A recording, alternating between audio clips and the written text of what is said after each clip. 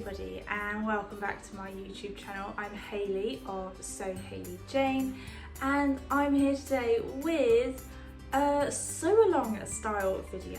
It has been a really long time since I've done a video like this, well over a year. As you can see, I'm not in my office, I am at home. The office is a complete tip, which is probably partly why I haven't done a video like this for ages. I just haven't had the chance to tidy it up. It's also ridiculously hot in the office upstairs. We're currently having a little heat wave here in the south of the UK. It's about 30 degrees. It is a roasty toasty and I'm gonna be typical Brit and complain about it because apparently that's all I know how to do. It's too hot. It's not okay, it's too hot. Particularly in the south, I think they issued a weather warning, an extreme heat weather warning between Hampshire, which is where I am, and Cornwall. So if you are in those areas, I hope you're okay and not melting too much. I have got, I don't know if you can hear it, but I've got a fan on behind me. So I'm keeping relatively cool and I'm at home in my lounge doing this video for you, so I hope you enjoy it. Like I said, it's been a really long time. I think I struggled to find the time to do these kind of sew along videos now. Hopefully when we're in the new studio, if you watched my last unboxing video, you will have heard that we are, hopefully, if everything goes well, moving in a couple of months time, which is super exciting.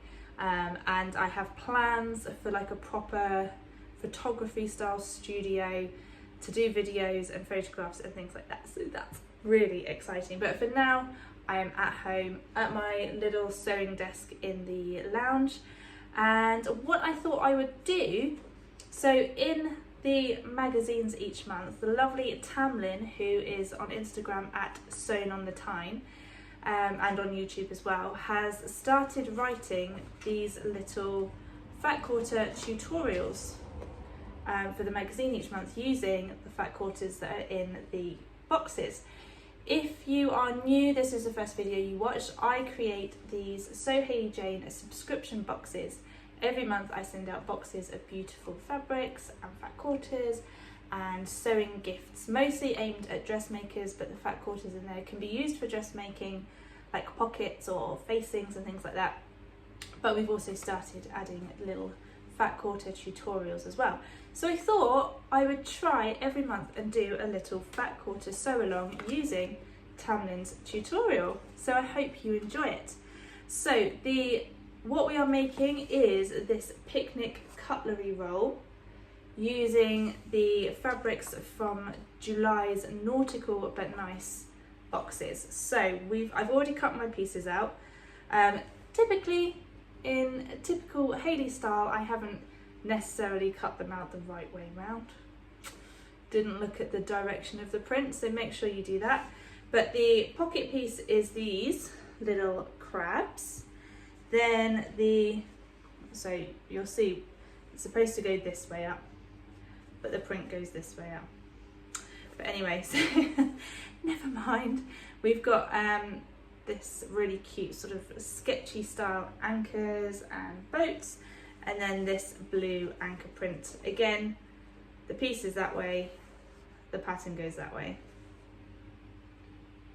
Never mind, it's still gonna look gorgeous and I'm still gonna use it. What I also thought would be handy is to sort of, with these kind of things, you can start building up and squirreling away a little stash of potential gifts for Christmas or birthdays, or it's a bit late now, but end of term gifts for teachers or anything really, or obviously for yourself also. So where did I put the magazine? Here it is. So the pieces are cut. You need two large pieces, a front and a back, at 18 inches by 13 inches, and then a pocket piece by 7.5 inches by 13 inches. So one front, one back, and one pocket piece, so 3 pieces all together. Every It all has a 1/2 inch seam allowance, and the first thing that I need to do is set up the ironing board. It's gonna be so hot. Actually, I've got the camera my phone sat on the ironing board, so that's gonna be interesting.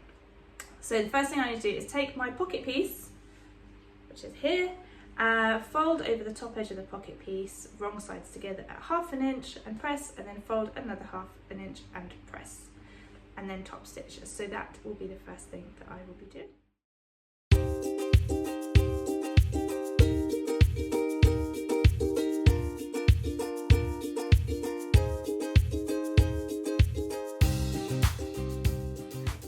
So I have done basically a double folded hem along the top edge of the pocket piece, and then I'm going to place that right sides together along the bottom edge of the front piece. I'm just going to pin it. I'm not going to sew it yet. I'm just going to pin it together like that.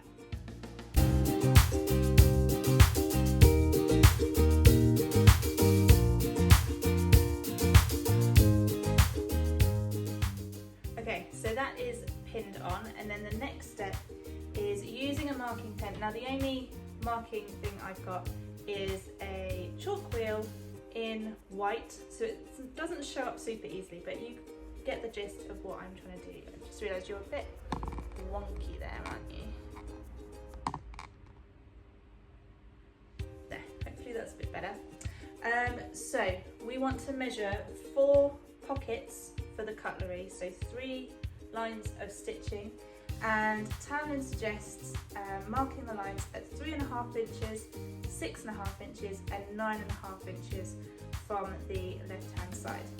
Now if you wanted to adapt this, so you could essentially make this is for cutlery, for going on picnics and things like that, but it would also work for makeup brushes or art supplies, maybe for kids. So you could adapt the width of your pockets to suit your needs. You could do narrow ones for individual pencils or brushes, but this is a cutlery holder for 4 sets of cutlery, so I'm just going to do 3 stitches. So I get my tape measure. I might use pins actually to start off with. Whoops. So measure in 3.5.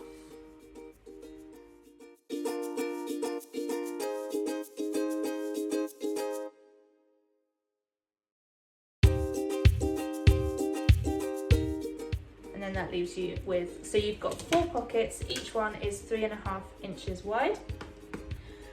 So I am just going to measure down. Okay, so you can't really see it, but I have done 3 lines of chalk to make the pockets, and now I'm just going to top stitch through both layers, making sure to keep this bit out of the way.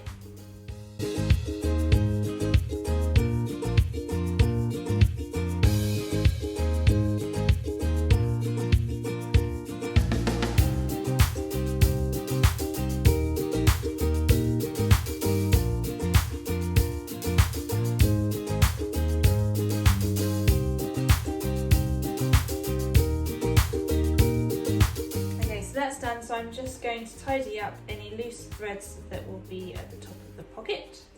Make sure that they are trimmed right down, like so. Okay, so I've put the pocket piece to one side, and the next step is to attach some ribbon to the back piece.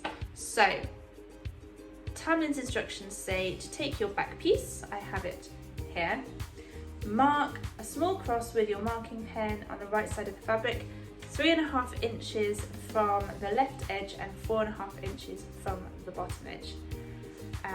Pin the center point of your ribbon and secure using a box stitch. So for the ribbon, I have dug out from my stash this gorgeous yellow ribbon with a white stitch running through it.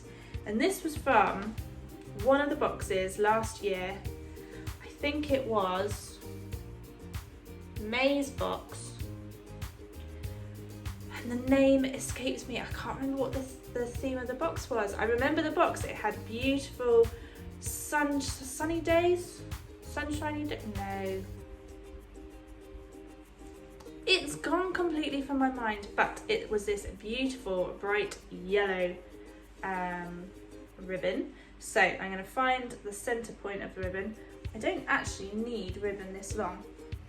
I'm not sure how long it should be. 1 meter of ribbon. So, okay, let's measure 1 meter of ribbon.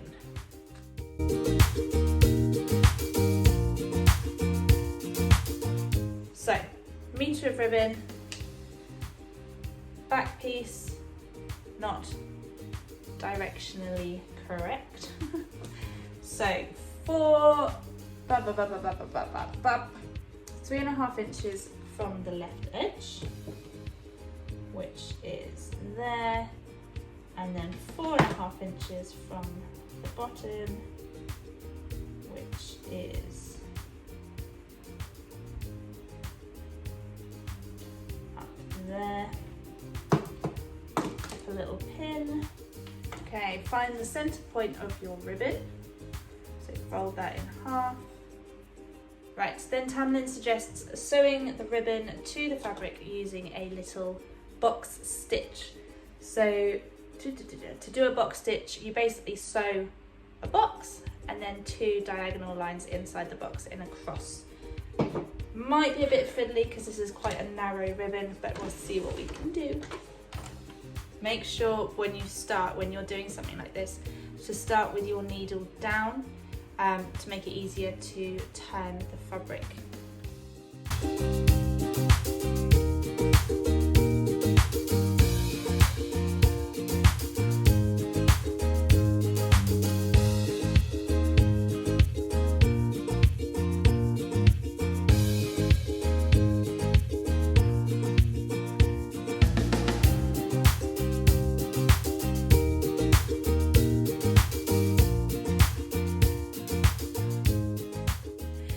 Right, I've tried doing a close-up, but the white thread is pretty much invisible on this yellow ribbon, but that is attached. Okay, next step, step 5, is to place the front and back pieces together, right sides together, and pin, ensuring that you have both pieces the correct way up, and making sure that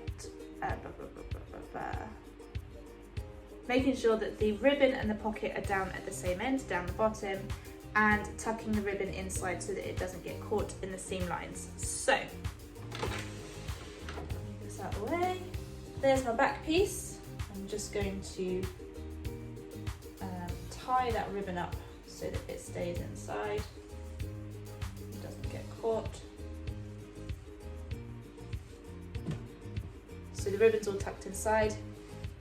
Then you've got your front piece, and you want to make sure that the pocket goes on top of the ribbon, is at the ribbon end, so down this end. And then we're just going to pin all around the outside.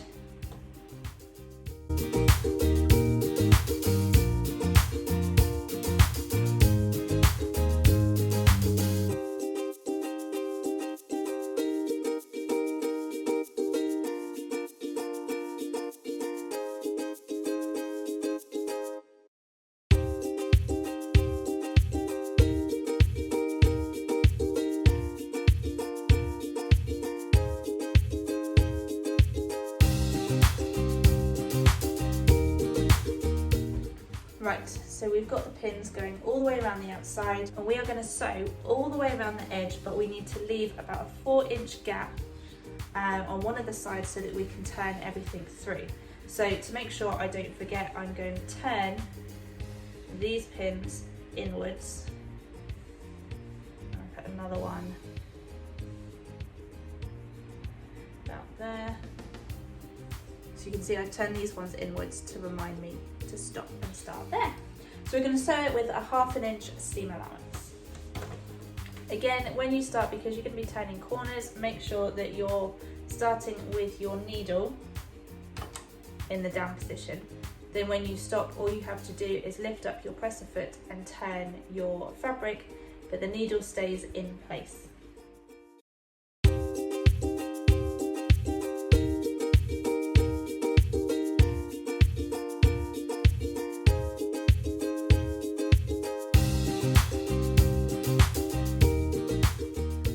Okay, that's all sewn through.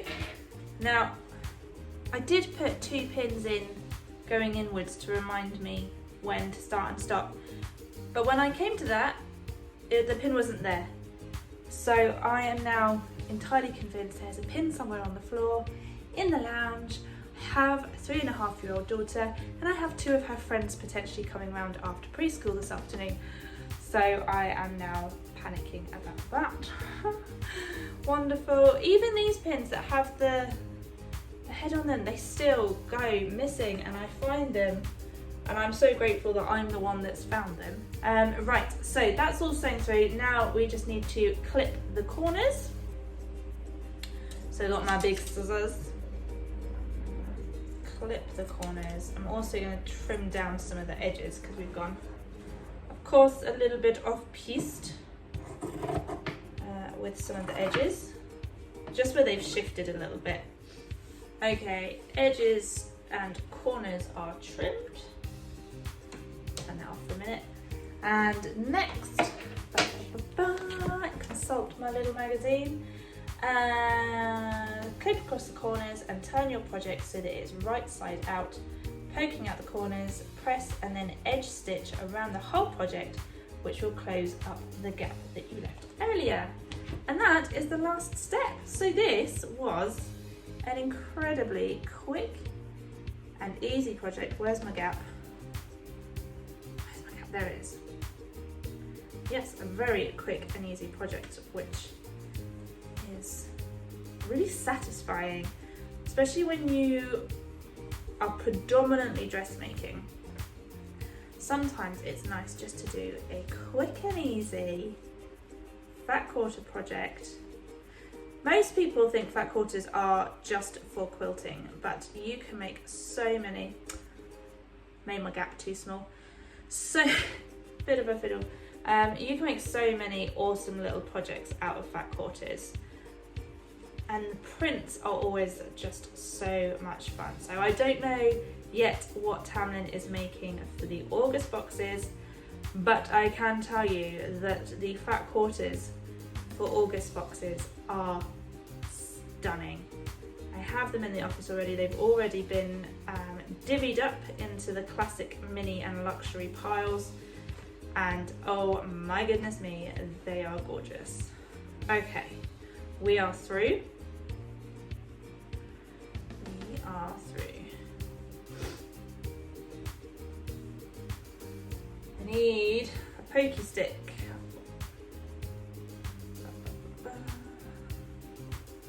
Or if you don't have a pokey stick to hand, I quite often just use a pin to just tease it out, but you have to be really careful that it doesn't rip through the fabric. What's also great about this project on a hot and sweaty day is that you only need to use the iron twice rather than if you're making a garment you have to use the iron, pretty much keep it on, and that is not something I fancy doing right now. I realise that us Brits are known for complaining about the weather or talking about the weather, but honestly it's just one extreme to the next at the moment, and it's just irritating. It's either, well, this last couple of months it's either been absolutely pouring with rain to the point where it's just miserable and muddy and wet and you can't do anything, or it's been too hot to do anything. What happened to spring, you guys? What happened to a good old-fashioned spring where the temperature was like 18, 19 degrees and you could go out without a coat on, enjoy the weather and just be happy? Whatever, bring back spring. I've tried really hard this year to embrace the summer. I'm not a summer fan, I am a shade seeker, but I have a little girl who loves the sunshine and her padding pool, so I'm trying really hard to embrace it. It's not always easy. Okay, that is all turned through and the corners have been poked out, so now I am just going to iron it flat and top stitch. Okay, so that's all pressed, and now the last thing to do is top stitch all the way around the edge, making sure that you catch in the gap that you just used to turn through.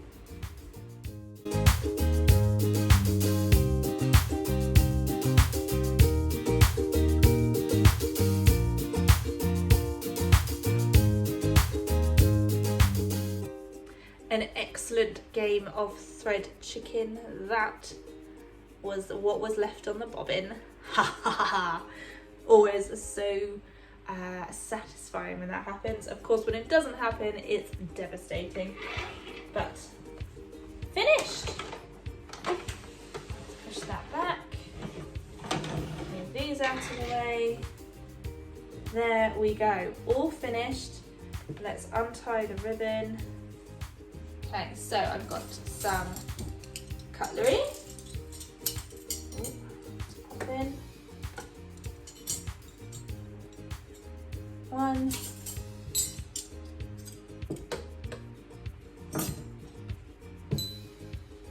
2. So fold the top over, and then you can just roll it up. So that was a really quick and satisfying make, and I'm really happy with it. I think this would be a great gift for, I've got some friends who are about to get married and they live down in Plymouth and they are always on the beach, so that might be quite cute, a little gift for them. So there you have it. I hope you really enjoyed that. I hope it was interesting. The blog with all the instructions is also available to view now, and I will link that below. And hopefully I will be back again next month with another fat quarter tutorial. Let me know if this is something you would like to see more of, or even if it's something you would like to see done as a live sew along perhaps. There are still a few days left to subscribe for August's boxes, and like I said, the fat quarters are gorgeous. I am in love with them. So I will leave the link below for that as well. Hope you all have a lovely day. I believe by the time this video goes up, it will be raining. I think the heat wave is coming to an end in a couple of days, and I think it will be back to rain and more rain. So I hope you're okay, and I will see you all really soon.